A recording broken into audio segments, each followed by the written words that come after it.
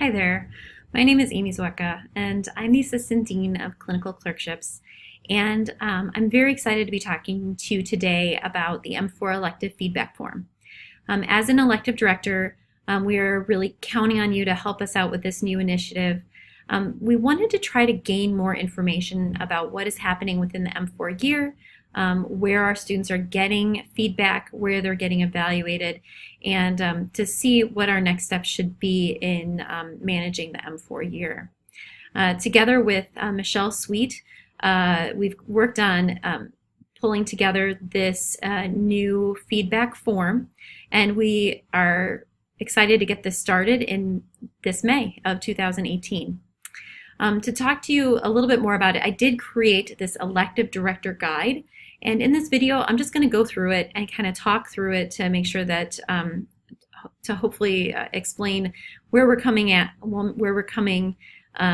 with this and what our goals are. So the basic workflow is that we want our students to try to get at least one feedback opportunity per week. And this could be at the end of a shift, at the end of the week, whatever the student feels comfortable with. And the idea is that the student identifies the feedback opportunity. Once that opportunity is identified, then the student is able to present the faculty with their device with the actual evaluation form. The faculty member has an opportunity to either complete it immediately on the device, or they can actually enter their email to have it sent to their inbox for completion later. And then once that form is completed, then it is emailed to both the course director and to the student so that they have an immediate response to their feedback. So here's a couple screenshots of the whole activity.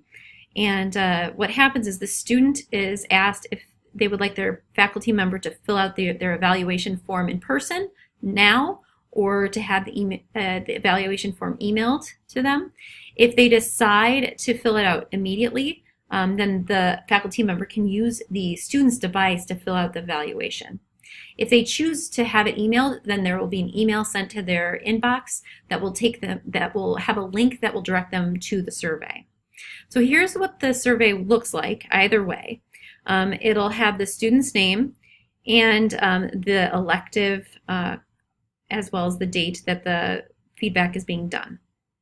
So this is just a screenshot of it. And so this is the first question. This is different than the SPE, the Student Performance Evaluation that you see during the M3 year clerkships. And what this is a 10-question survey with an abbreviated anchors. So there is a 5-point scale, but there are only anchors on 1, 3, and 5. And so what that helps with is if you have a student who is almost there but not quite, then you have an opportunity to use 2 or 4 to kind of differentiate between the different anchors. If there is a question that faculty member did not observe, there is a box for no opportunity to observe, and it is perfectly reasonable to use that box because it is not detrimental to the student at all. We've also attached a PDF that has the full assessment tool so you can review it in detail. At the bottom, there is an area that is required to put in areas of strength and opportunities to improve. Ideally, this feedback should be discussed with the student in person. And the ideal situation is that this is just a tool that helps to facilitate a discussion about feedback. The whole process should take no more than 5 minutes. When it's done, the faculty member will sign their name, insert and print their full name there, and then select their level of training and submit it. Once it's submitted, a copy of the form is sent to the student and to the elective course director, and this email is generated. So what you see is the results of this email, and it has the student's name and the elective name and the date of feedback, as well as the faculty member who did the feedback. So what we see here are the different the number levels for each question, and if there is an anchor associated with it, then the text of that anchor will be down below. One of the limitations is if it is 2 or 4, then there is no anchor, and so there is no text in this area. The areas of strength and opportunities for improvement will print out here.